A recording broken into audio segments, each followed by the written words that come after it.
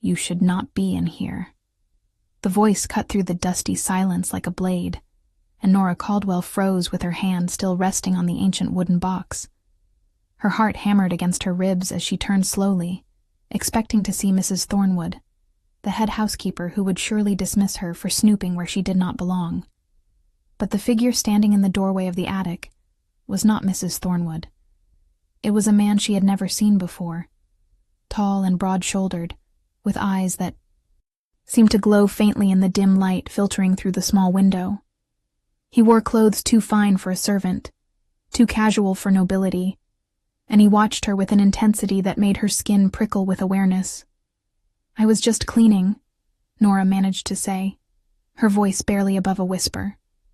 "The mistress asked me to organize the attic." The man stepped forward, and with each movement, Nora felt something shift in the air around them. Something electric and dangerous that made no sense. "Put the box down," he said quietly, but there was steel beneath the softness. "Put it down and step away from it." Nora looked down at the box beneath her fingers. It was beautiful in an ancient way, carved from dark wood that had not deteriorated, despite what must have been decades of neglect. Symbols were etched into its surface, symbols she did not recognize, but that seemed to pulse faintly beneath her touch. The seal of deep crimson wax bore an imprint of what looked like a wolf's head, crowned with a crescent moon. Something about it called to her, whispered to her in a language she had never learned but somehow understood. "I asked you a question," the man said, closer now, close enough that she could smell pine and winter air clinging to him. "Who gave you permission to touch that box?" "No one," Nora admitted, lifting her chin despite the fear coursing through her veins. She had spent her entire life being invisible, being nothing, being the orphan girl without a wolf who cleaned floors and emptied chamber pots for people who would never know her name. She was tired of apologizing for existing. "I found it beneath those old blankets. I was curious." The man's eyes narrowed, and for a moment, Nora thought she saw them flash gold.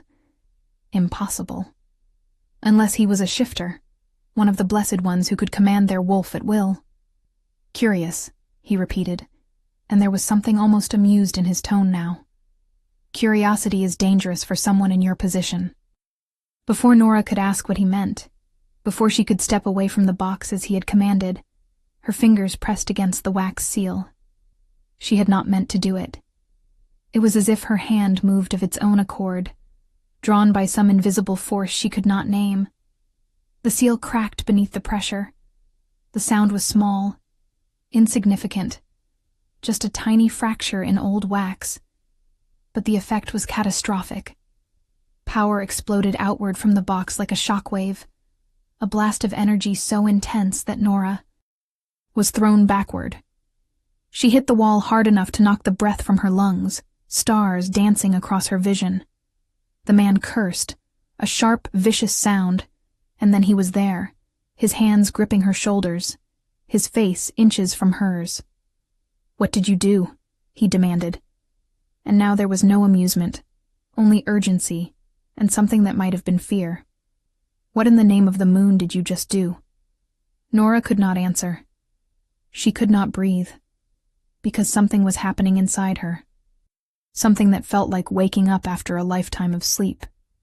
Heat flooded her veins, starting from her fingertips where she had touched the seal, and spreading through her entire body in waves that made her gasp.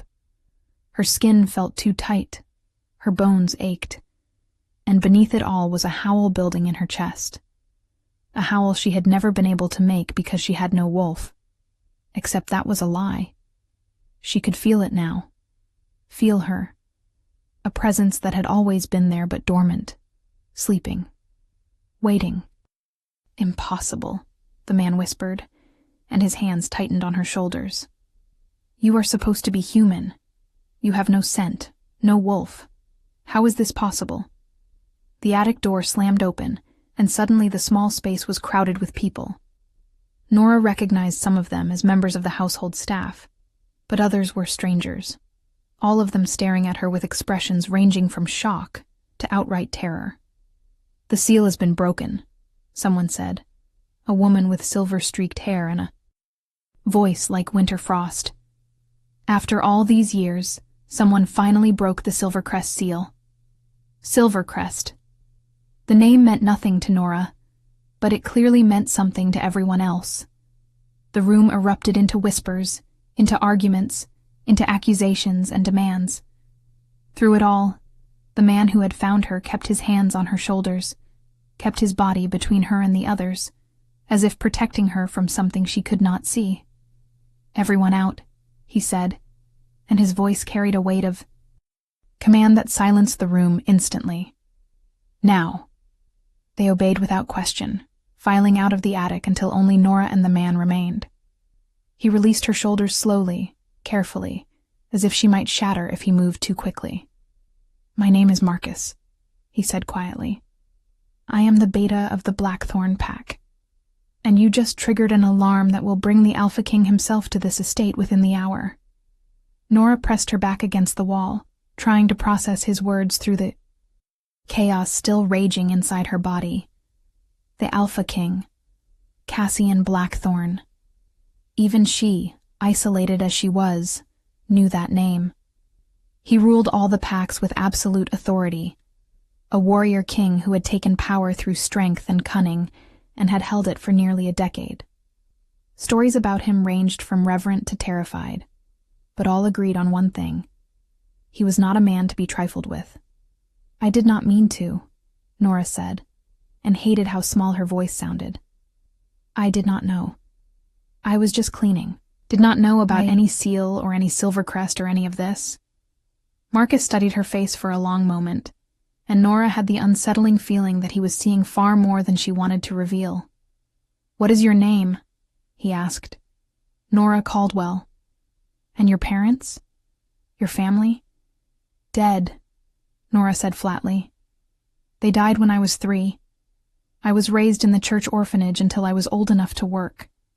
I have been a servant here for 5 years. No pack affiliation? No knowledge of your bloodline?" Nora almost laughed, but there was nothing funny about it. "I am human, or at least I thought I was. I have never shifted. I have no wolf scent. The church tests all orphans when they turn 16 to see if they carry shifter blood. I tested negative."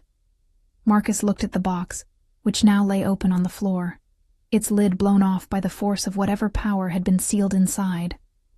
Nora followed his gaze and saw what had been hidden within. Scrolls, old and fragile, wrapped in silk, that had somehow remained pristine despite the passage of time.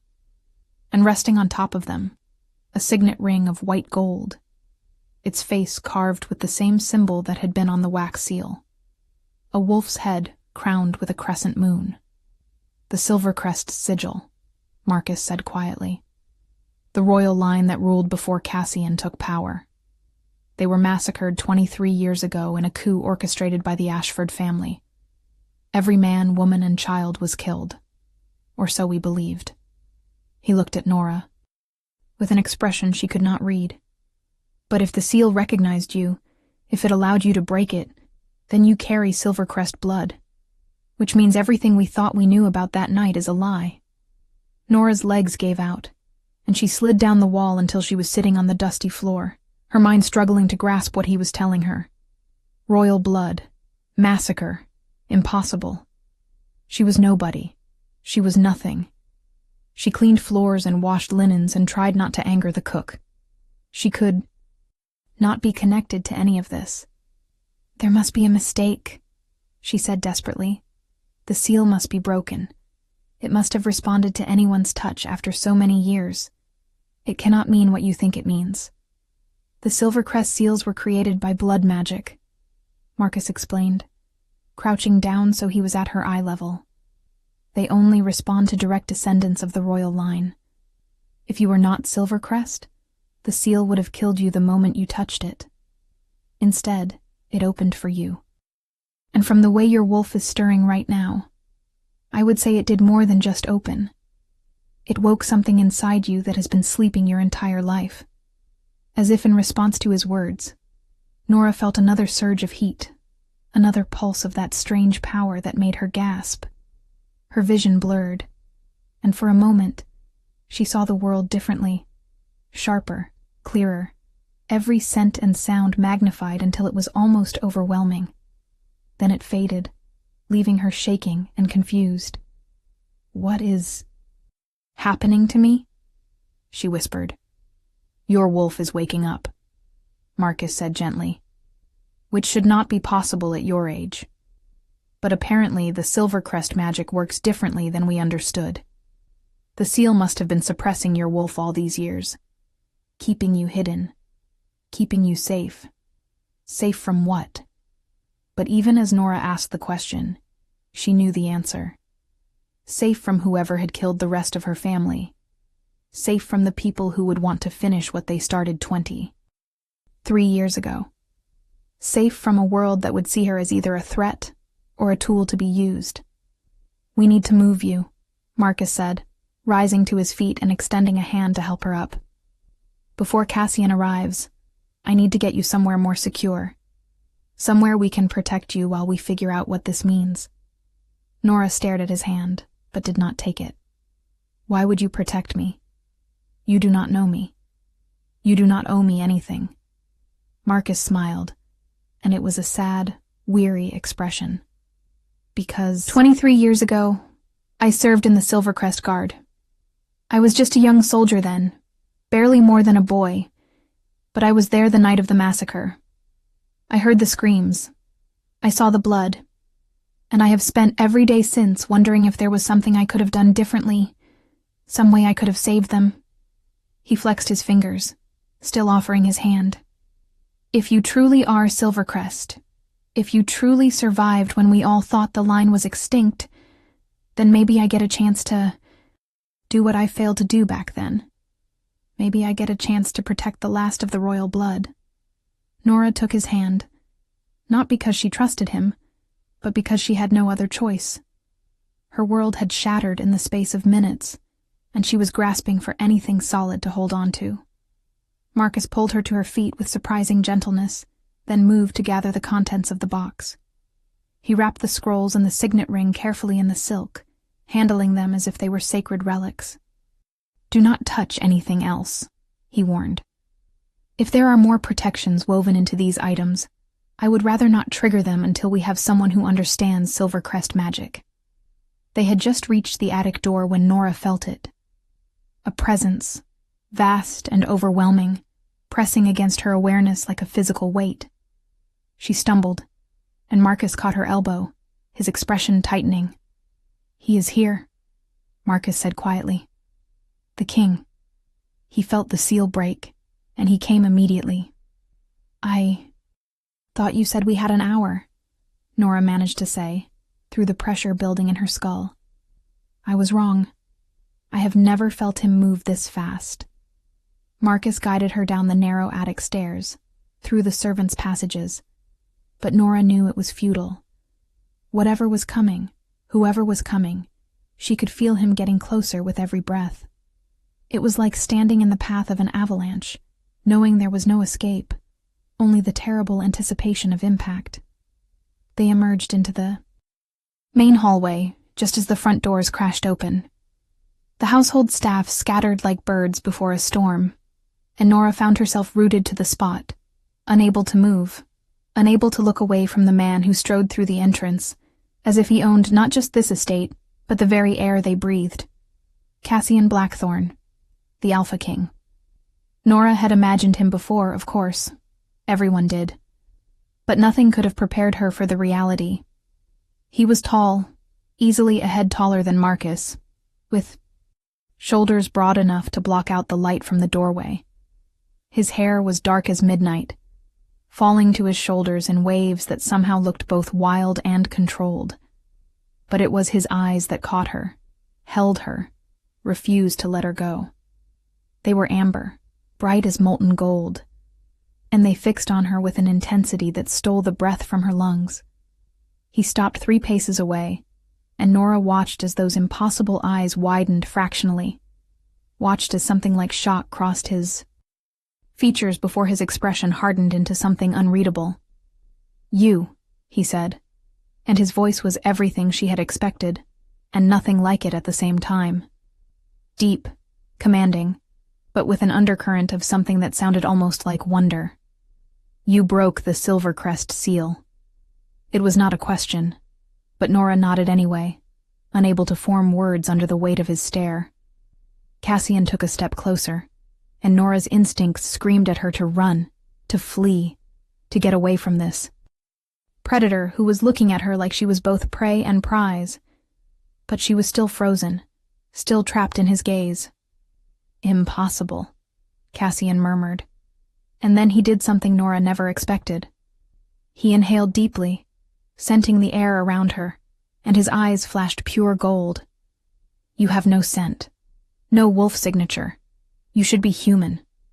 She was, Marcus said, stepping forward but keeping himself slightly to the side, not quite between them but close.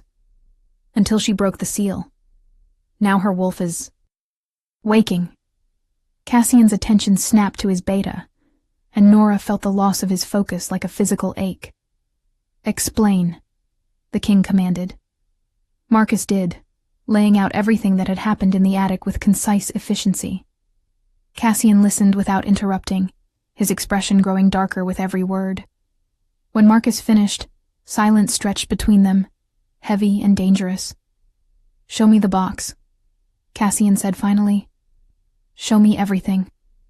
They returned to the attic, though this time, Nora felt like she was walking to her execution rather than back to a simple cleaning task. Cassian moved through the narrow space with a grace that should have been impossible for someone his size, and when he saw the opened box, saw the sigil on the ring Marcus had carefully laid out, something in his face shifted.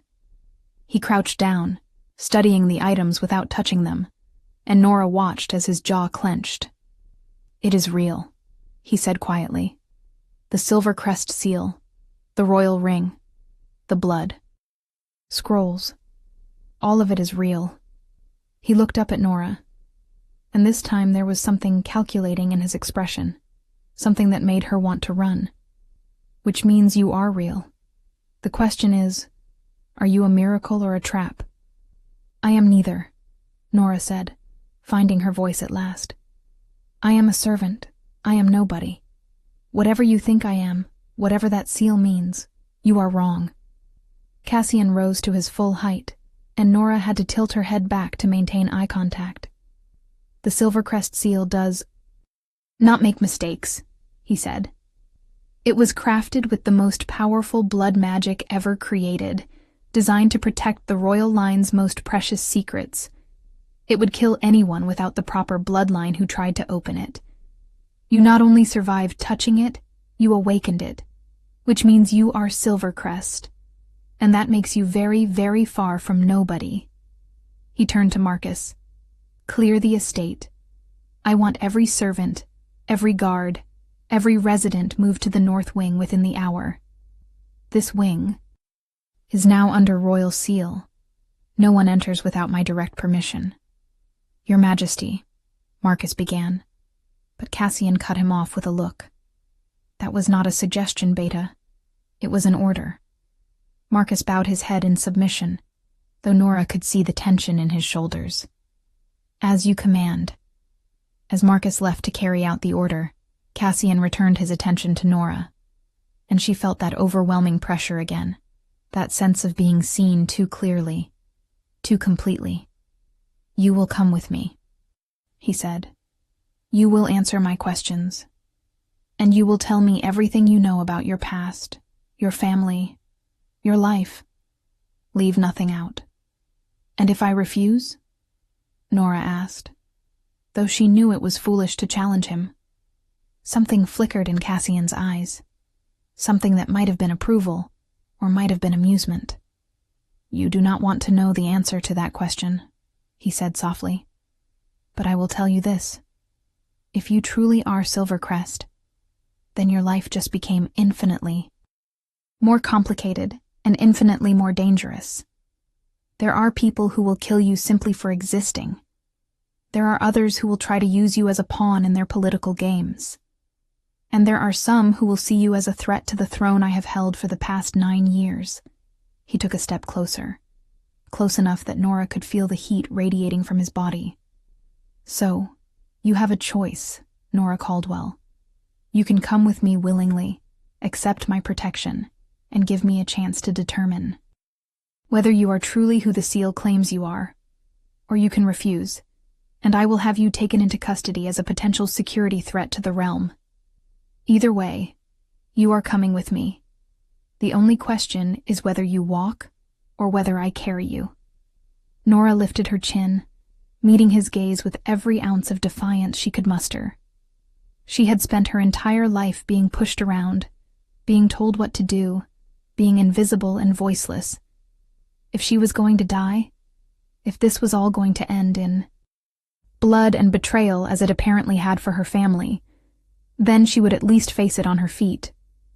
"I will walk," she said clearly. "But understand this, Your Majesty. I do not know anything about Silvercrest or royal blood or any of this. I am an orphan who has spent her life scrubbing floors. If you are expecting some hidden princess who knows secrets and magic, you are going to be disappointed." For the first time since he had arrived, Cassian smiled. It was a small thing, barely a curve of his lips, but it transformed his face from severely handsome to devastatingly beautiful. "I have learned never to expect anything," he said. "People are far more interesting when they surprise you." He gestured toward the door. "Come. We have much to discuss, and I would prefer to do it somewhere more comfortable than a dusty attic." Nora moved past him, acutely aware of how close he was, how his presence seemed to fill every inch of space around her. As she reached the doorway, Cassian spoke. Again, his voice low enough that only she could hear. "One more thing, Nora Caldwell. That feeling you have right now, that pull between us, that awareness. I feel it too, which should not be possible because you are right. You have no wolf scent, no pack bond. But I feel it anyway."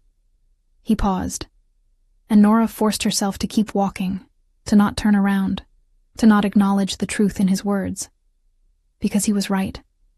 There was something between them, some invisible thread that pulled taut. Every time he moved, every time he spoke. "We will discuss that as well," Cassian said. "Eventually. If you are enjoying this story, do not forget to leave a like and subscribe to the channel for more emotional stories like this one." The hours that followed blurred together in Nora's memory. She was taken to rooms far grander than anything she had ever seen, rooms with silk curtains and furniture that probably cost more than she would earn in a lifetime. Servants appeared with clothing, with food, with offers of baths and rest that Nora mechanically accepted, because she did not know what else to do. Through it all, she could feel Cassian's presence somewhere in the building, could sense him even through walls and distance. It made no sense. She had no wolf, no bond, no connection to the shifter world. Yet she could feel him like a compass needle finding north. When she was finally summoned to what the servants called the king's study, Nora had been dressed in a gown of deep blue, silk that fit her perfectly, despite no one taking measurements. Magic, she realized. They had used magic to clothe her, to transform her from servant to something else, something that could stand in the presence of a king without causing offense. Cassian was waiting by the window when she entered, his back to her, his hands clasped behind him. He had changed as well, trading his traveling clothes for formal attire that somehow made him look even more dangerous. When he turned, Nora saw that he held the Silvercrest signet ring, the white gold gleaming in the lamplight. "Do you know what this represents?" he asked without preamble. "No," Nora admitted. "I have never seen it before today." Cassian set the ring on the desk between them. This ring was worn by the Silvercrest Alpha King. It was a symbol of power, of legitimacy, of the divine right to rule that the Silvercrest line claimed through their connection to the moon goddess herself. When the family was killed, this ring disappeared. We assumed it was destroyed or taken as a trophy by the conspirators. He looked at her intently. But it was not destroyed. It was sealed away, protected by blood magic so powerful that only a true Silvercrest could access it. And you, a servant girl who has lived her entire life believing she was human, managed to open that seal on your first try. I told you. I did not mean to, Nora said. I did not even know what I was touching. Intent does not matter with blood magic. Cassian replied. Only bloodline matters. Only truth matters. And the truth is that you carry Silvercrest blood. The question is how much and through which line. He moved around the desk, closing the distance between them until Nora had to resist the urge to step back. I am going to ask you questions, and I need you to answer honestly. Your life may depend on it. Do you understand? Nora nodded, her throat too tight to speak. Tell me about your parents. Everything you remember. There is not much to tell, Nora said.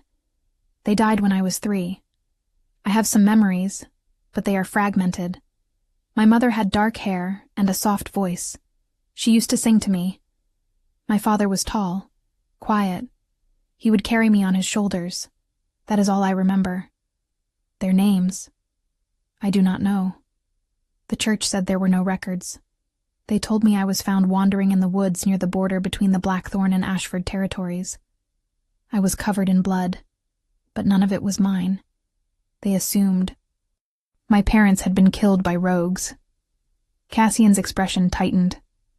The border between Blackthorn and Ashford, the same region where the Silvercrest estate was located, the same place where the massacre happened. He reached out, and Nora flinched before she could stop herself. Cassian froze, his hand hovering in the air between them. I am not going to hurt you, he said quietly. I just want to see something. May I? Nora did not trust her voice, so she nodded. Cassian's fingers touched her temple, gentle as a whisper, and Nora gasped as power flowed from him into her. It was nothing like the chaotic energy from the seal.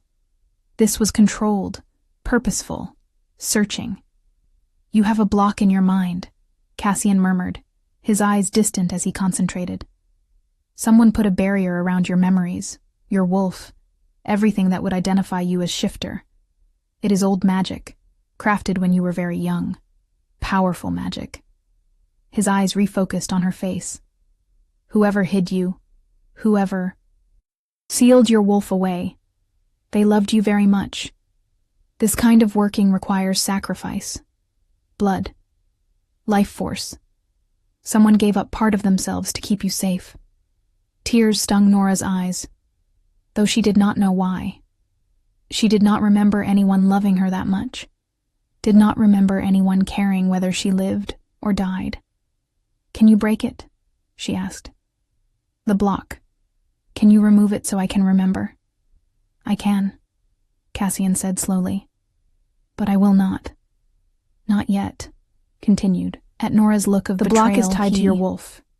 If I remove it suddenly, your wolf will wake all at once, and the transformation could kill you. You have lived your entire life as human. Your body is not prepared for that kind of change. We need to let it happen gradually. Let your wolf surface slowly as the seal's magic continues to work. He stepped back, giving her space to breathe. Besides, there is another reason to wait. Whoever created that block is likely still alive. And when it breaks, completely, they will know. They will feel it. Which means we need to be ready for whoever comes looking for you. Nora sank into the chair behind her, her legs no longer capable of holding her weight. This is insane. Yesterday I was cleaning linens. Today I am supposedly descended from a dead royal line, with a wolf I never knew I had, and magical blocks in my mind. How am I supposed to believe any of this is real? Because you feel it, Cassian said simply. You feel your wolf stirring. You feel the pull between us. You feel the truth even if your mind has not accepted it yet. He was right, and Nora hated him for it. She could feel all of it, the changes happening inside her body, the awareness of him that refused to fade. the sense that her entire life had been a lie, and she was only now glimpsing reality. "What happens now?" she asked quietly. Cassian returned to his position by the window, looking out at the grounds below. "Now I make a decision that will either save your life or destroy mine. I am going to claim you publicly as my intended mate." Nora's head snapped up. "What? No, you cannot. That is insane." "It is the only way to protect you," Cassian said, his tone matter of fact. "If I announce that you are under my direct protection as my chosen mate, no one will dare touch you. The mate bond is sacred. Violating it is punishable by death." "But we are not mates," Nora protested. "We do not even know each other. I have no wolf. This is impossible." Cassian turned to face her, and the look in his eyes made her breath catch. "Are you certain about that?" he asked softly. "Are you absolutely certain that what you feel when you look at me is nothing? That the pull between us is imagination?" Nora opened her mouth to deny it, but the words would not come, because she was not certain. She was not certain of anything anymore. "It does not matter what I feel," she said instead. "You are the king. You cannot just claim a random servant as your mate. There must be protocols, expectations, other women who have been preparing for this role their entire lives." "There are," Cassian acknowledged. "Most notably, Lady Seraphina Ashford, daughter of the Ashford Alpha, and generally considered the most suitable match for political alliance. She has been persistent in her interest." Something cold settled in Nora's stomach at the name Ashford. The same family Marcus had said orchestrated the Silvercrest massacre. "If she is from the family that killed mine," Nora said slowly, "then announcing me as your mate will make her my enemy." "She is already your enemy," Cassian corrected. "The moment you opened that seal, the moment the Silvercrest line proved it was not extinct, you became a threat to every family that benefited from their fall. The Ashfords most of all. At least this way, you have my protection." "And what do you get out of this?" Nora asked. "Why would you risk a political alliance with the Ashfords to protect someone you just met?" Cassian was silent for a long moment, and when he spoke, his voice was rough with something Nora could not identify. "Because when I walked into that hallway and saw you for the first time, I felt the mate bond snap into place. I felt it, even though you have no scent, even though you should be human, even though everything I know about shifter biology says it is impossible. I felt it, and I cannot unfeel it. I cannot ignore it. And I will not watch my mate be destroyed because I was too much of a coward to claim what is mine." The possessiveness in his tone should have frightened her. Instead, Nora felt something warm unfurl in her chest, something that felt dangerously like hope. "You barely know me," she whispered. "I barely know myself." "Then we will learn together," Cassian said. "But we will do it with you alive and under my protection. Everything else we can figure out as we go." A knock at the door interrupted them, and Marcus entered at Cassian's command. The Baida looked between them, his expression carefully neutral. "My apologies for the interruption, Your Majesty, but there is a situation. Lady Seraphina Ashford has arrived at the estate. She heard about the seal breaking and demands an audience." Cassian's jaw clenched. Of course she did. The woman has spies everywhere. He looked at Nora. "Are you ready to face the first of many battles?" Nora thought about running, about refusing, about demanding to be taken back to her simple life of invisibility and safety. But that life was gone, burned away the moment she touched that seal. And if she was going to face whatever came next, she would rather do it standing beside a man who looked at her like she mattered than cowering alone. "I am ready," she said, rising to her feet. "Good." Cassian offered her his arm, a gesture of respect that shocked her. "Then let us go meet the woman who will do everything in her power to destroy you. Try not to let her know she succeeded." The confrontation with Lady Seraphina Ashford was everything Nora had feared, and worse. The woman was beautiful in the way predators are beautiful, all sleek lines and calculated grace. Her hair was the color of honey, swept up in an elaborate style that probably took hours to achieve. Her gown was made of fabric so fine it seemed to shimmer with its own light, and jewels glittered at her throat and wrists. She looked like a queen. And when her eyes, ice blue and sharp as blades, landed on Nora, the contempt was unmistakable. "So this is the little servant who caused all the excitement," Seraphina said, her voice dripping with false sweetness. "How quaint." Cassian's hand tightened fractionally on Nora's arm, a subtle show of support. "Lady Ashford, your journey here was swift, almost as if you were already nearby when the seal broke." Seraphina's smile did not waver. "I was visiting the neighboring estate. Pure coincidence, I assure you. When I felt the surge of old magic, I naturally came to investigate.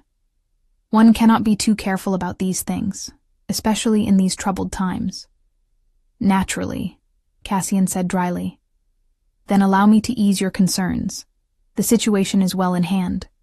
Miss Caldwell here inadvertently triggered a Silvercrest seal while performing her duties. I have taken her into protective custody while we investigate the implications." "How generous of you," Seraphina murmured, circling them slowly like a shark scenting blood. "Though I must admit, I am confused. Why would a simple servant require protective custody? Unless there is more to the story than you are sharing." "There is always more to the story," Cassian replied. "But in this case, the details are not your concern." Seraphina's eyes flashed, the first crack in her perfect composure. "Not my concern? Cassian, darling, everything that affects the stability of your rule is my concern. We have an understanding, you and I. Or have you forgotten the years I have spent supporting your reign? The alliances I have helped forge? The enemies I have helped neutralize?" "I have forgotten nothing," Cassian said, and there was steel beneath the courtesy now, "including the fact that we have no formal arrangement. You have been a valued advisor and ally, Seraphina, but that does not give you authority over my personal decisions." The temperature in the room seemed to drop several degrees. Seraphina stopped circling and faced them directly, and Nora could see the fury burning beneath her. Beautiful mask. "Personal decisions," Seraphina repeated.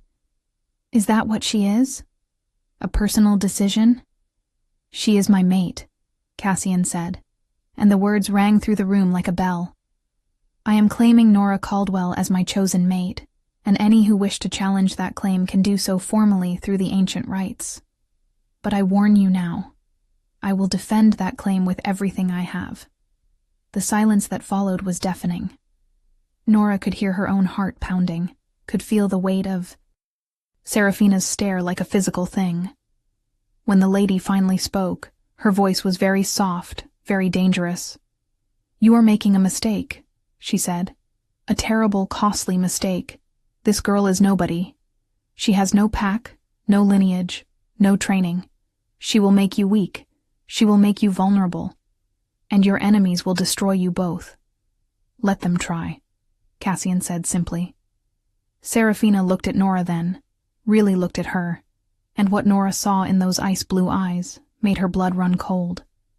It was not just anger or jealousy. It was calculation, planning, the look of someone who had already decided exactly how to eliminate a problem. "Well then," Seraphina said, her smile returning though it did not reach her eyes. "I suppose I should congratulate you both. How unexpected. How interesting." She swept toward the door, then paused and looked back. "I do hope you know what you are doing, Cassian. The Silvercrest line has been extinct for over 2 decades. If anyone were to suddenly appear, claiming that bloodline, well, it would raise so many questions, would it not? Questions about who survived, questions about who might have helped them survive, questions about conspiracies and loyalties and all sorts of uncomfortable truths. Her gaze slid to Nora. I wonder what other secrets might come crawling out of the woodwork now that the seal has been broken. I suppose we will all find out soon enough. She left then, gliding through the door with the same predatory grace she had entered with, but her words hung in the air like poison. Marcus, who had been standing guard by the door, let out a long breath. That could have gone worse, he said. Could it? Nora asked shakily. She basically just threatened to expose me as Silvercrest and paint me as part of some conspiracy. She threatened to try, Cassian corrected. Whether she succeeds is another matter entirely. But she is right about one thing. Now that the seal is broken, others will start asking questions. The Ashfords are not the only family with secrets from that night. There were 5 noble houses involved in the coup. The Ashfords led it, but they had help. He released Nora's arm and moved to pour himself a drink from the crystal decanter on the sideboard. We need to move quickly. I will make the formal announcement of our engagement tomorrow at the Moon Court gathering. Every alpha in the territory will be present. Once the declaration is made in front of the court, it becomes binding. No one will be able to touch you without declaring war on me personally. And after that? Nora asked. After that, we prepare for the blood moon ceremony, Cassian said. It is in 3 weeks. A sacred ritual where the Alpha King reaffirms his bond with the moon goddess and displays his power before the packs. Traditionally, it is also when mates are formally bound in front of the realm. He met her eyes. If your wolf wakes before then, if the block in your mind continues to deteriorate, the ceremony will be when we find out exactly who and what you are. The moon goddess does not lie during the blood moon. All truths are revealed. What do you think will happen next? Leave your predictions in the comments below. The days that followed were a whirlwind of preparation, protocol, and politics that made Nora's head spin. Cassian had assigned her a suite of rooms in the royal wing, along with a staff of attendants who treated her with a deference that made her deeply uncomfortable.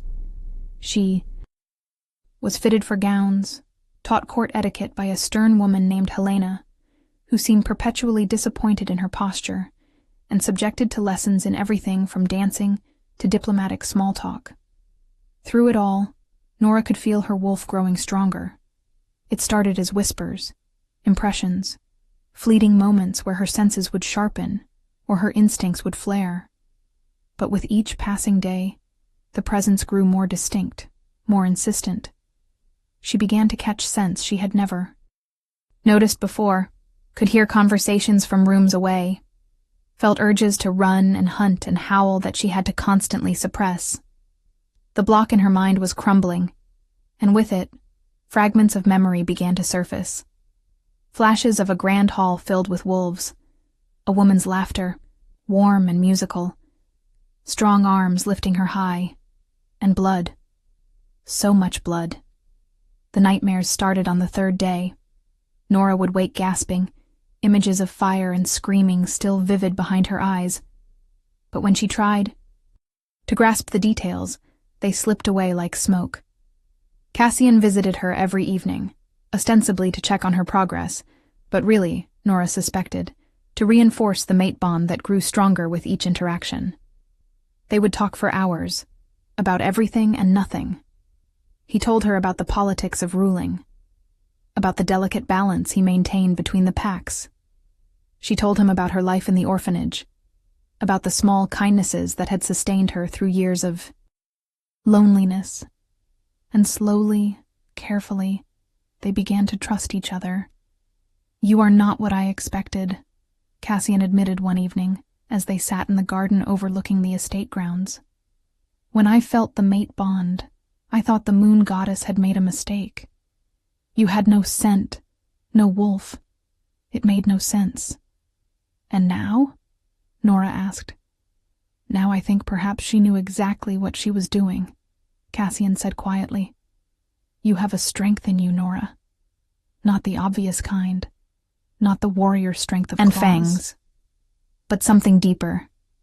You survived when your entire family was slaughtered. You endured years of isolation and hardship without becoming bitter or cruel. You faced Seraphina Ashford without flinching, even though she terrified you. He looked at her intently. That kind of strength is rare. It is the kind of strength a king needs in his queen. The word queen made Nora's stomach flip. I am not queen material, she said. I can barely remember which fork to use at formal dinners. Helena will teach you the forks, Cassian said with a hint of amusement. But the rest, the things that actually matter, you already have. Before Nora could respond, a howl split the night air. It was followed by another, then another, until a chorus of voices rose from the woods surrounding the estate. Cassian was on his feet instantly, his entire demeanor shifting from gentle to lethal in a heartbeat. Marcus, he called, and the beta appeared from the shadows where he had been standing. Watch. Report. Scouts, Marcus said grimly. 3 packs worth circling the perimeter. They have not crossed the boundary yet, but they are making their presence known. Which packs? Ashford, Thornwood, and Blackwater, Marcus replied. The same 3 families that stood with Ashford during the coup. Cassian's eyes flashed gold, his wolf rising close to the surface. They are testing me, seeing if I will back down from my claim now that Seraphina has undoubtedly spread word about Nora's possible Silvercrest heritage. He looked at Nora, and his expression softened fractionally. I need to address this. Will you be all right here with Helena and the guards? Nora wanted to say no, wanted to beg him not to go, but she forced herself to nod. She could not be a weakness he had to protect every moment. If she was going to survive in this world, she needed to be strong enough to stand alone. Cassian seemed to sense her resolve, because he smiled, fierce and proud. That is my mate, he said quietly. Then he was gone, moving with inhuman speed toward the source of the howling. Helena appeared at Nora's elbow, guiding her firmly back toward the palace. Come, Miss Caldwell. It is not safe to be outside during pack challenges. But as they walked, Nora felt something shift inside her. The howling outside was not just noise. It was communication, a language she did not know she understood until this moment. The wolves were not just circling. They were calling, challenging, demanding response. And deep inside her, her own wolf answered. Nora gasped as power surged through her body, more intense than anything she had felt before. Her vision blurred, sharpened, blurred again. Her bones ached as if they were trying to reshape themselves. Helena caught her as she stumbled, and Nora heard the woman calling for help, but the words seemed distant, muffled, because all she could hear was her wolf who was awake, her wolf who was furious, her wolf who recognized the howls outside as a threat to their mate and wanted blood. No, Nora gasped, fighting for control. Not yet. Not like this. But her wolf was not listening. She had been caged for too long, suppressed for too many years. And now that she was finally free, she was done being patient. The transformation hit like lightning. One moment Nora was human, struggling to stay upright. The next, her body exploded into change. Bones broke and reformed. Skin split and healed. Her scream became a howl that shattered windows and sent every wolf in the vicinity to their knees. When it ended, when the agony finally faded enough for thought to return, Nora found herself on 4 legs instead of 2. Her body was covered in fur the color of moonlight, pure silver white that seemed to glow in the darkness. She was larger than any wolf she had ever seen, nearly the size of Cassian's massive black form, and she could feel power thrumming through her veins, ancient and vast and terrifying in its intensity. Helena was staring at her with an expression of pure shock. Moon goddess preserve us, the woman whispered. The silver wolf, the silver crest royal mark. You are not just descended from the line, you are the heir, the true heir. But Nora was not listening. Her wolf was in control now, and she had only one thought, one purpose, Cassian was facing multiple packs alone, defending their bond, defending her. And she would not let him stand alone. She ran. The world blurred past her as she moved with speed she had never imagined possible. Wolves tried to intercept her, guards shouting orders to stop, but she was past them before they could react. She burst from the palace and into the woods, following the thread of the mate bond like a beacon. She found Cassian at the boundary line, facing down 3 massive wolves, while dozens more circled in the shadows. His black wolf was magnificent, radiating alpha dominance that kept the others at bay, but Nora could see the calculation in their movements. They were waiting for an opening, waiting for him to show weakness. Then Nora stepped into the clearing, and everything stopped. The assembled wolves froze, their attention snapping to her. Nora felt their shock, their fear, their recognition of what she was. The silver wolf, the mark of the Silver Crest royal line. Proof that the extinct dynasty was not extinct at all. Cassian's wolf turned to her, and Nora felt emotions crash through the mate bond. Shock. Pride. Possessiveness so fierce it made her shiver. And beneath it all, recognition. He had known. Some part of him had known exactly what she was from the moment they met. One of the opposing wolves shifted, taking human form. It was an older man with gray-streaked hair and scars marking his face. "The legends were true," he said, his voice carrying across the clearing. "The silver wolf lives. Seraphina said you had found a Silvercrest descendant, Blackthorn, but I thought she was exaggerating. This is no mere descendant. This is the royal bloodline, pure and undiluted." Another wolf shifted, this one a woman with sharp features and calculating eyes. "The question is, where has she been hiding all these years? Who protected her? Who kept her secret while the rest of the Silvercrest line was exterminated?" Cassian shifted back to human form, unconcerned with his nakedness in a way that spoke of complete confidence. "Those questions are irrelevant," he said coldly. "What matters is that she is under my protection as my chosen mate. The mate bond has been declared. Any who challenge it, challenge me directly. You cannot mate with a Silvercrest." The scarred man snarled. "The treaty after the coup was clear. The Silvercrest line forfeited their right to rule. Any surviving members are prohibited from holding power, from forming alliances, from breeding." "The treaty is void," Cassian said flatly. "It was based on the false premise that the entire line was dead. Clearly that was a lie, which means everything that happened that night, everything that followed, needs to be re-examined." The woman laughed, sharp and bitter. "You would overturn 2 decades of peace for one girl? You would risk civil war for a mate bond?" "I would risk everything for my mate," Cassian said, and the absolute certainty in his voice made Nora's heart clench. "But more than that, I will not allow a treaty built on genocide to stand. If the Silvercrest line lives, they deserve justice for what was done to them, and I will see that they get it." The wolves began to growl, a rumbling chorus of threat that made the ground vibrate. Nora could feel the violence building, could sense that they were moments away from an attack that would end in blood and death. Her wolf surged forward, refusing to let her stay silent any longer. When Nora spoke, it was with a voice that carried power she did not know she possessed, a voice that resonated with ancient authority. "Enough." The word cracked across the clearing like a whip, and every wolf went silent. Nora padded forward until she stood beside Cassian, her silver fur gleaming in the moonlight. "You speak of treaties and rights and power as if you have any authority to decide my fate. You do not.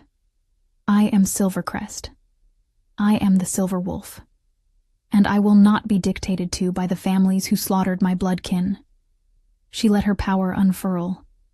Let them feel the weight of royal blood magic that sang in her veins. "You want to know where I have been? I have been surviving. Alone. Powerless. hidden away while you all benefited from my family's murder. But I am not powerless anymore. I am not hidden anymore. And I will not forget what was done." The wolves began backing away, their dominance displays crumbling in the face of her authority. Even the shifted humans looked shaken, their certainty fracturing. "Go back to your packs," Nora commanded. "Tell your alphas that the Silvercrest line has returned. Tell them that I stand under the Yao, protection of the Alpha King as his mate. And tell them that I will have answers about what happened the night my family died. One way or another, the truth will come out." For a long moment, no one moved. Then, one by one, the wolves began to retreat, melting back into the shadows. The scarred man and the calculating woman held their ground a moment longer, their expressions promising that this was far from over. But eventually, they too withdrew, leaving Nora and Cassian alone in the clearing. The moment they were gone, Nora's legs buckled. The surge of power that had sustained her drained away, leaving her shaking and weak. Cassian caught her before she hit the ground, his arms wrapping around her wolf form with surprising gentleness. "Easy," he murmured. "I have got you. You are safe now." Nora tried to shift back to human form, but her body would not obey. She was stuck, trapped in her wolf shape with no idea how to change back. Panic began to build in her chest. Cassian seemed to sense her distress because he began to stroke her fur, his touch soothing. "Listen to my voice," he said quietly. "Your wolf is exhausted from the first shift and from wielding that much power. She needs rest, but you can shift back. You just need to breathe, center yourself, and let your human side surface. I will guide you through it." It took longer than Nora wanted to admit, but eventually, with Cassian's coaching, she felt her body begin to change again.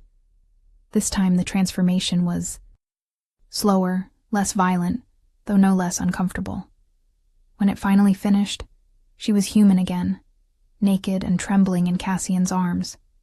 He immediately wrapped his shirt around her, preserving what modesty he could. "That was incredible," he said, and there was awe in his voice. "I have never seen a first shift like that. The power you wielded, the authority in your voice. You were born to rule, Nora. Born to it."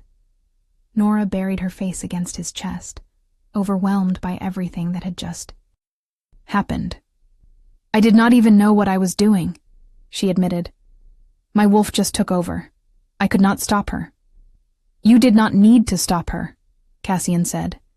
"She did exactly what needed to be done. She showed them that you are not someone to be dismissed or threatened. She showed them what they tried so hard to destroy 23 years ago." He pulled back enough to look at her face. "But she also revealed our hand earlier than I wanted. Now everyone knows not just that you are Silvercrest, but that you carry the royal bloodline. The silver wolf has not been seen since your great-great-grandmother ruled. Its appearance means you are not just any Silvercrest. You are the direct heir to the throne."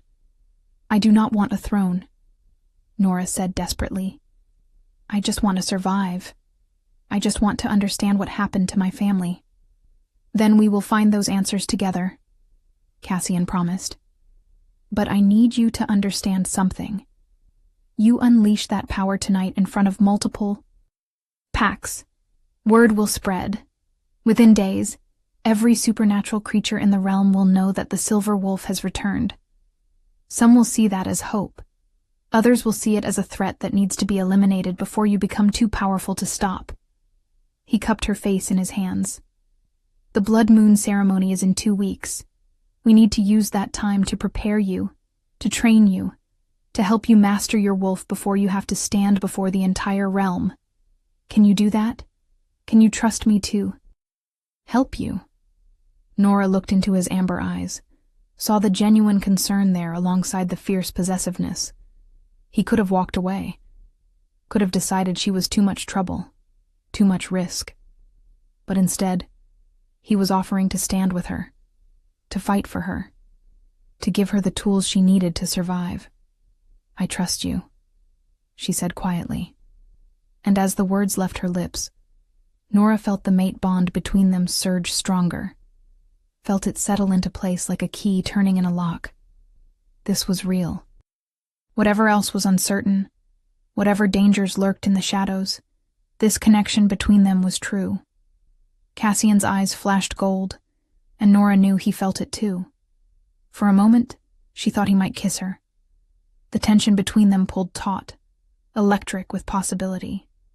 But then he stepped back, creating distance with what seemed like physical effort. We should get you inside, he said, his voice rough. You need rest. Tomorrow the real work begins.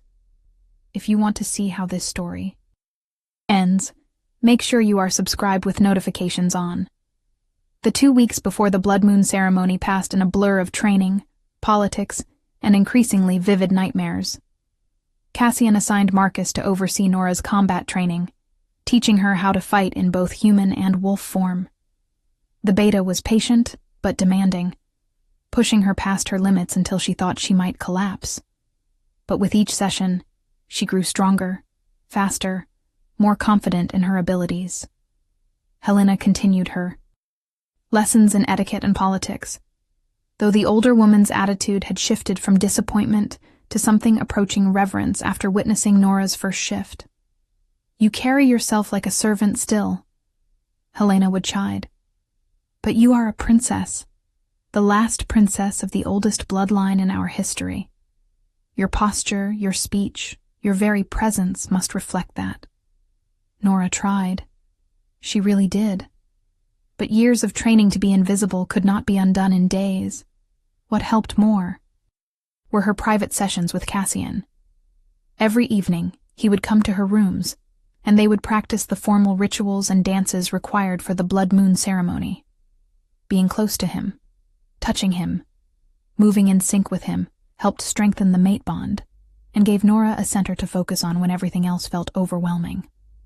During one such session, as they practiced the intricate steps of the mating dance that would be performed before the entire court, Cassian spoke quietly.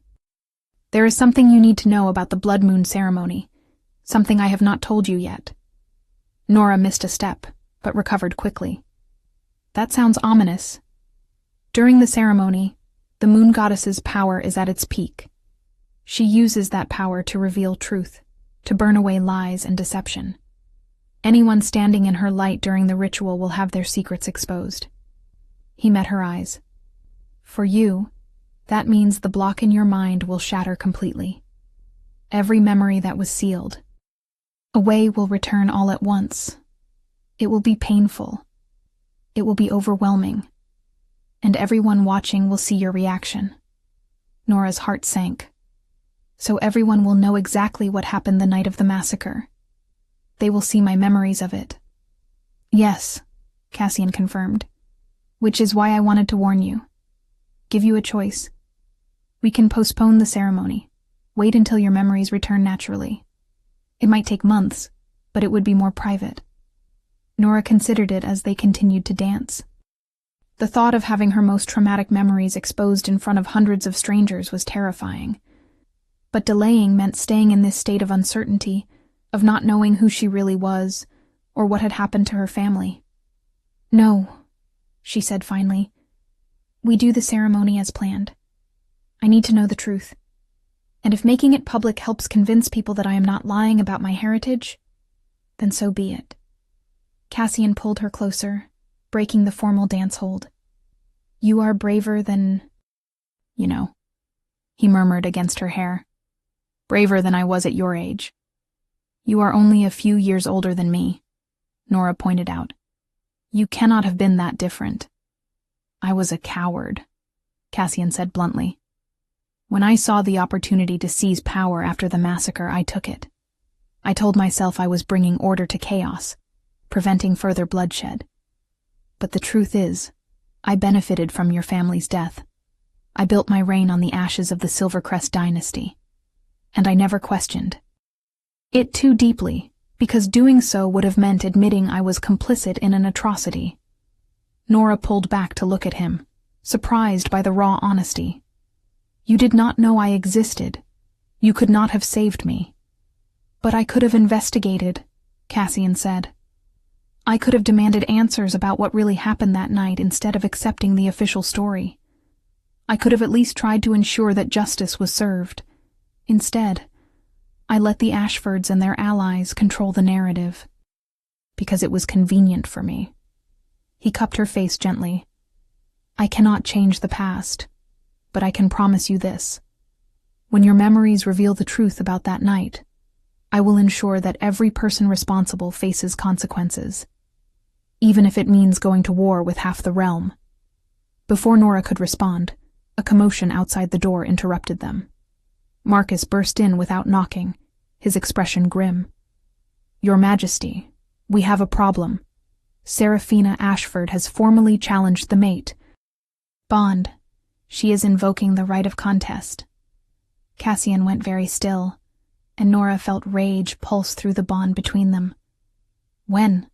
He asked quietly. Dawn tomorrow. She has already gathered the required witnesses and filed the formal declaration with the Moon Court. It is legal and binding.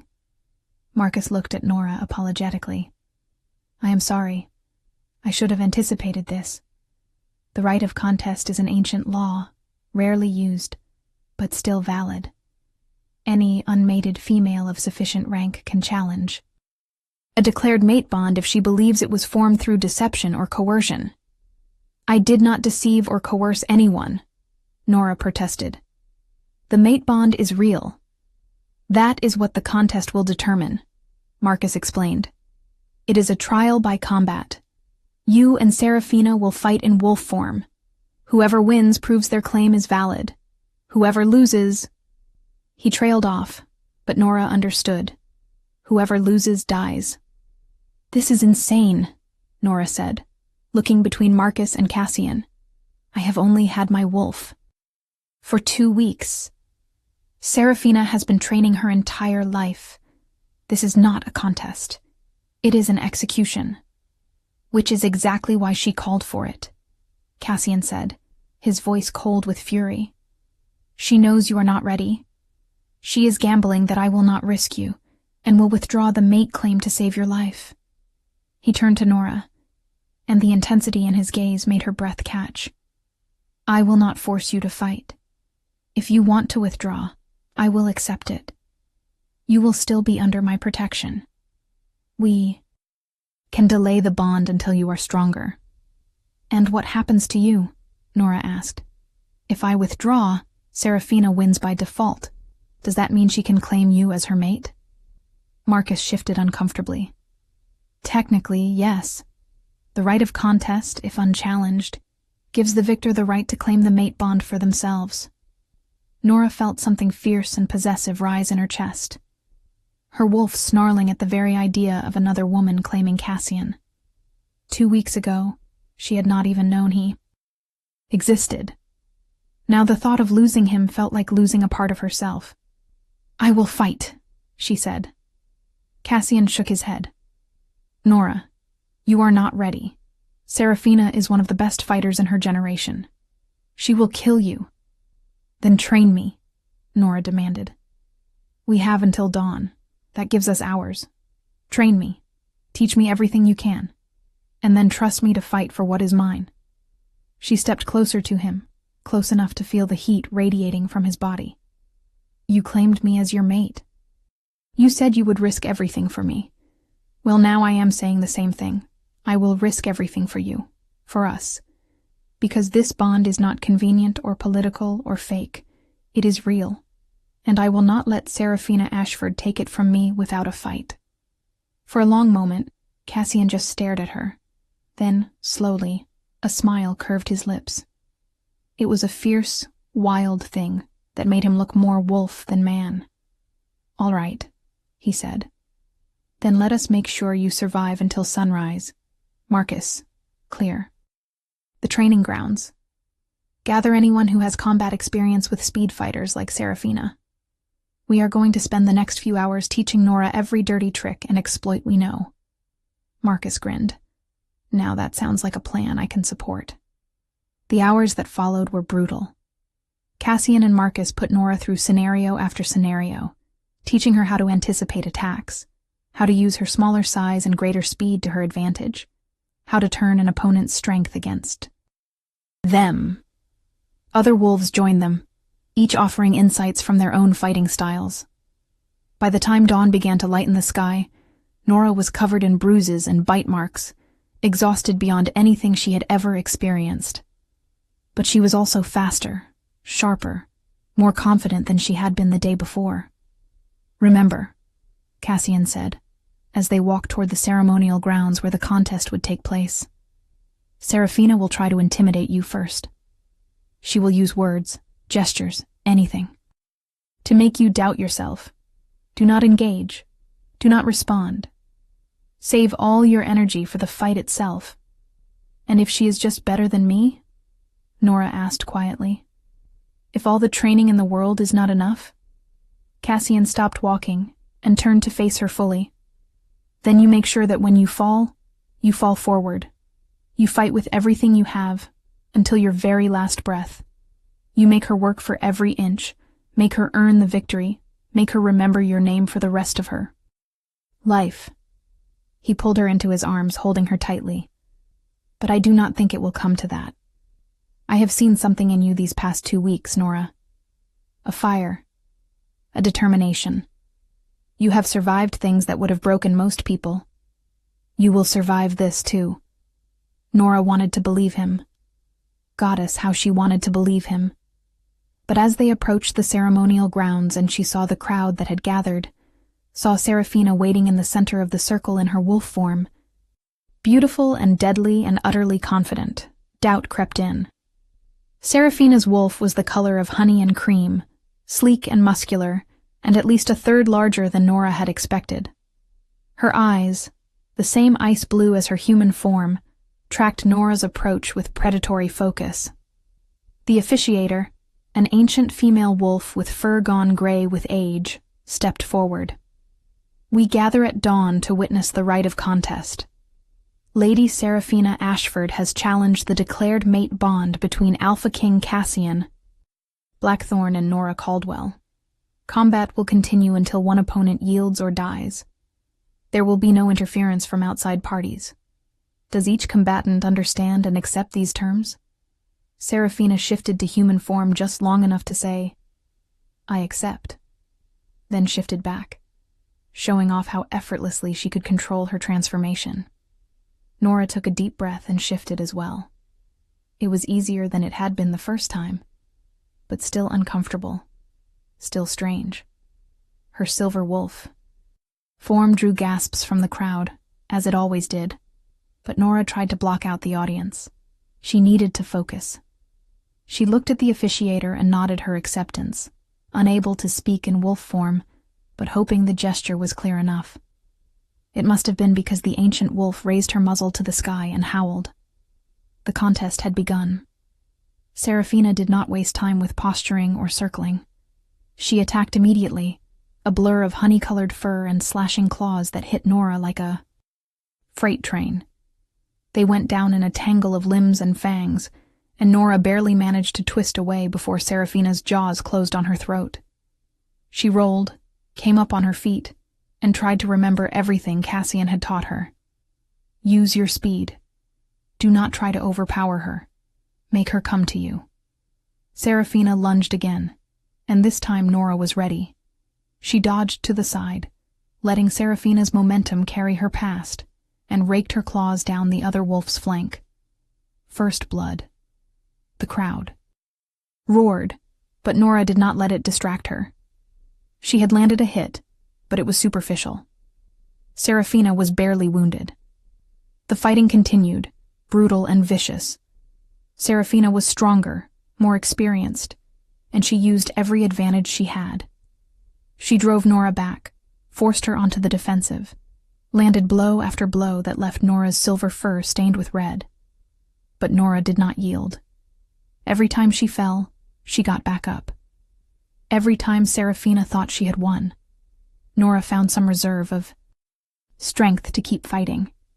And slowly, gradually, Nora began to understand the rhythm of Seraphina's attacks.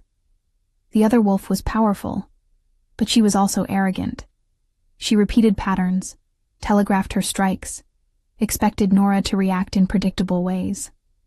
Nora stopped reacting predictably. When Serafina came in for what should have been a finishing blow, Nora dropped low instead of dodging back. Serafina's claws passed over her head, and Nora surged upward, jaws closing on Serafina's throat. Not enough to kill. Not even enough to seriously wound, but enough to prove she could have. Enough to show that she was not helpless prey. Serafina howled in rage and threw Nora off with a surge of strength that sent her flying. Nora hit the ground hard, the impact driving the air from her lungs. She tried to get up, but her legs would not cooperate. Everything hurt. Everything was screaming at her to just lie down, to yield, to end the pain. Then she felt it, the mate bond, pulsing, with Cassian's absolute faith in her, his certainty that she would win, his pride in how far she had already come, and beneath it all, his love. It crashed over her like a wave, warm and fierce and unshakable. He loved her, not because of her bloodline or her power or her potential, but because of who she was. The woman who cleaned floors without complaint. The woman who faced her fears with trembling hands but never backed down. The woman who chose to fight even when all odds were against her. Nora got to her feet. Her legs shook, blood dripped from a dozen wounds. But she stood. And this time, when Serafina charged, Nora did not think. She just moved. Her wolf took over completely, instinct and power flowing through her in perfect harmony. She met Serafina's charge head-on, their bodies colliding with a crack that echoed across the grounds. They grappled, bit, clawed, neither giving ground. And then Nora felt it. The power that had emerged during her first shift, the ancient authority of the Silvercrest bloodline. It rose inside her like a tidal wave, and she let it come. Silver light exploded from her body, so bright that wolves cried out and looked away. It was pure moon magic, the blessing of the goddess herself, and it burned through Nora's veins like liquid starlight. When the light faded, Serafina lay on the ground, her wolf form trembling, unable to rise. Nora stood over her, her jaws at Serafina's throat, one bite away from ending it. The crowd had gone. Absolutely silent. Even the ancient officiator looked shocked, her eyes wide with something like awe. "Yield," Nora said, and somehow the word came out even in wolf form, carried on the moon magic still crackling through the air. Yield or die. Choose now. For a long moment, Serafina did not move. Then, slowly, she shifted back to human form, exposing her vulnerable throat in the ultimate gesture of submission. "I yield," she whispered, and the words sounded like they were being torn from her. "Soul. The contest is yours. The mate bond stands." Nora stepped back, releasing her, and shifted to human form as well. She swayed on her feet, the exhaustion finally catching up to her. But before she could fall, Cassian was there. He swept her into his arms, uncaring of the blood, of the watching crowd, of anything except her. "You won," he said, and his voice was thick with emotion. "My fierce, incredible mate. You won. I had good teachers," Nora managed to say before the world went dark. And she knew nothing more. When Nora woke, she was in her rooms, tucked into her bed with bandages covering most of her body. Cassian sat in a chair beside her, his hand holding hers, his eyes closed as if in prayer. "How long was I out?" Nora croaked, her throat dry as sand. Cassian's eyes snapped open, and the relief that flooded his expression was almost painful to witness. 2 days, he said. "You pushed yourself past your limits. The healers said it was a miracle you survived the contest. At all, let alone won it." He brought her hand to his lips, pressing a kiss to her knuckles. "You terrified me. When that light exploded from you and you collapsed afterward, I thought I had lost you. Takes more than that to kill me, apparently. Nora said, trying for humor even though everything hurt. What happened with Seraphina? She left, Cassian said. The morning after the contest, she and her entire retinue departed for Ashford Lands. She has made no official statement. But sources say she has been in seclusion since her defeat. He hesitated. There is something else. The moon magic you used during the fight, the power you channeled. It was recorded by the court chroniclers. Every Pack Alpha has now seen proof that you are not just Silvercrest, but that the goddess herself recognizes your claim. Is that good or bad? Nora asked. Both, Cassian admitted. It legitimizes you, makes it nearly impossible for anyone to deny your heritage. But it also makes you a bigger target. Every wolf who dreamed of power, who resented the Silvercrest rule, who benefited from the coup, will now see you as a threat that needs to be eliminated. He squeezed her hand gently. But we will face it together. The Blood Moon ceremony is in 5 days. Are you still willing to go through with it? To have your memories revealed in front of the court? Nora thought about it, about the cost and the risk. But she also thought about the fragments she had been remembering in her dreams. The sound of her mother's laughter, her father's strong arms, the faces of people she had lost and could not quite recall. I am ready, she said. I need to know the truth. All of it. The 5 days passed in a blur of recovery and preparation. Nora's wounds healed with supernatural speed, another gift of her Silvercrest blood. By the time the blood moon rose on the night of the ceremony, she was whole again, dressed in a gown of silver and white that seemed to be woven from moonlight. Itself. The ceremony took place in an ancient grove sacred to the moon goddess. Hundreds of wolves gathered, representing every pack in the territory. They stood in a great circle around the central altar, and as Nora walked toward it with Cassian at her side, she felt the weight of their stares. The ancient officiator from the contest stood at the altar, and when she spoke, her voice carried to every corner of the grove. We gather under the blood moon to witness the bonding of our Alpha King. To his chosen mate. The goddess will judge their union and reveal its truth. Let all who doubt speak now or hold their peace. No one spoke. No one dared. Cassian led Nora to the altar, and they knelt together before it. The moon, huge and red as blood, hung directly overhead. Its light fell on them like a physical touch, and Nora felt power begin to build in the air around them. Cassian Blackthorn, the officiator intoned. Do you claim this woman as your mate? Your equal? Your partner in all things? I do, Cassian said clearly. Before the goddess and the assembled packs, I claim Nora Caldwell as my mate, my queen, my heart. Nora Caldwell, the officiator continued, turning to her. Do you accept this bond? Do you claim Cassian Blackthorn as your mate? Your equal? Your partner in all things? Nora looked at Cassian, at the man who had protected her, trained her, believed in her, even when she did not believe in herself. I do, she said. Before the goddess and the assembled, I claim Cassian Blackthorn as my mate, my king, my heart. The blood moon's light intensified, became almost blinding. Nora felt it pierce through her, felt it reaching into the deepest parts of her mind where the block still held. And then, with a sensation like shattering glass, the block broke. Memories flooded back. Not fragments, not dreams. Complete, vivid, terrible memories. She saw her mother, beautiful and strong, with the same silver-white hair that Nora had in her wolf form.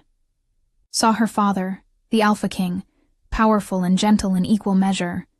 Saw herself as a small child, laughing and playing in halls she now recognized as the Silvercrest Palace. Then the memories turned dark.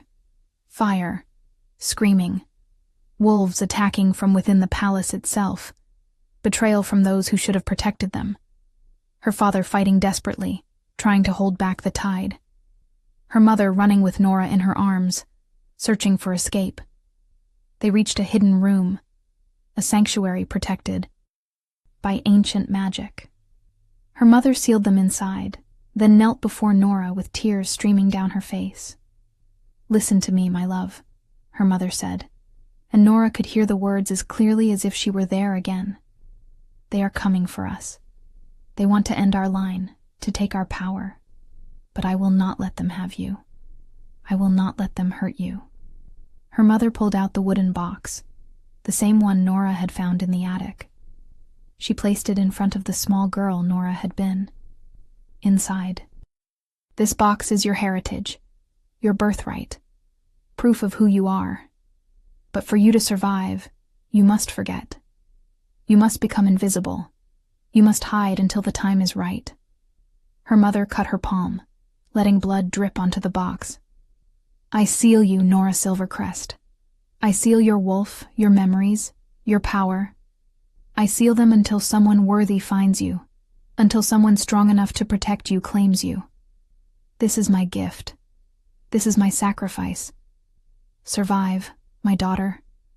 Survive and come back to claim what was stolen."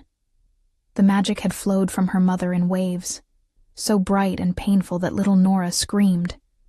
She felt her wolf being pushed down into sleep, felt her memories being wrapped in fog, felt herself becoming less, becoming human, becoming invisible. Her mother had used the last of her strength to create a portal, throwing Nora through it even as the door to their sanctuary shattered. The last thing Nora remembered before the portal closed was her mother facing down a dozen wolves, her eyes fierce and defiant even in defeat. "For Silvercrest," her mother howled. "For my daughter. For the future you will never take from us." Then the portal closed, and Nora was alone in the woods, covered in her mother's blood but unharmed. Crying for parents she was already starting to forget. The memories ended, and Nora found herself back in the present, tears streaming down her face, sobs tearing from her throat. Around her, the assembled pack stood in absolute silence. They had seen it all. Every moment, every sacrifice, every horror. Cassian pulled her against him, his own eyes wet as he held her. "I am sorry," he whispered. "I am so sorry for what was done to you, for what you lost." Nora clung to him, letting herself grieve for the family she had finally remembered, for the mother who had given everything to save her, for the father who had died fighting to protect them, for the childhood that had been stolen and the years she had spent alone, not knowing who she truly was. When she finally had cried herself empty, she pulled back and looked at the assembled wolves. Many of them were crying too, she realized. Hardened warriors with tears on their faces, moved by what they had witnessed. "You saw," Nora said, her voice rough but clear. "You saw what happened. You saw how my mother died protecting me, how my father died defending his family, how the Silvercrest line was murdered not in fair combat, but through betrayal and treachery." She looked directly at the section where the Ashford wolves stood. "And you saw who led the attack, who broke into our sanctuary, who ignored the laws of hospitality and honor to slaughter children and civilians along with warriors." An older man stepped forward from the Ashford group, his face grim. "What we saw was one child's memory of a chaotic night. Memories can be false. Memories can be implanted. This proves nothing. The blood moon does not lie," the ancient officiator said sharply. "The goddess's light reveals only truth. What we witnessed was truth. The Ashford family led the massacre. They broke every law of pack and honor to seize power that was not theirs to take." Murmurs ran through the crowd, growing louder. Nora could feel the tide turning, could feel the shock and anger building as wolves processed what they had seen. "I call for justice," Nora said, and her voice carried the weight of her bloodline, of her mother's sacrifice, of 23 years of stolen life. "I call for the Ashford family to answer for their crimes, for the massacre of the Silvercrest line, for the violation of sacred law, for the corruption of our society with lies and false treaties. And I second that call, Cassian said, standing beside her. As Alpha King and as mate to the rightful Silvercrest heir, I demand that the Ashford family face trial for their actions. The council will convene within the week to hear evidence and render judgment. The Ashford wolves began to protest, but they were drowned out by the howls of agreement from the other packs. The tide had turned completely. Nora had won not through combat this time, but through truth. The ceremony continued, though the mood had shifted from purely celebratory to something more complex. Nora and Cassian completed the mating ritual, their wolves running together under the blood moon, while the assembled packs bore witness. When it was done, when the bond was sealed not just by choice, but by ancient magic, Nora felt complete in a way she never had before. She was no longer an orphan, no longer invisible. She was Nora Silvercrest Blackthorn, daughter of a murdered king and queen, mate to the Alpha King, and rightful heir to a dynasty thought extinct. And she would use that position, that power, to ensure that no one else ever suffered as her family had suffered. If this story touched your heart, share it with someone who loves epic romance. Tell me in the comments, did you see this ending coming? The trials that followed took months. The Ashford family fought viciously, using every legal maneuver they could to delay and deflect. But the evidence was overwhelming, especially once other survivors began to come forward with their own testimonies about that terrible night. In the end, the Alpha of the Ashford family was executed for treason and murder. Serafina and her remaining relatives were stripped of their titles and lands, reduced to the status of rogues without pack or territory.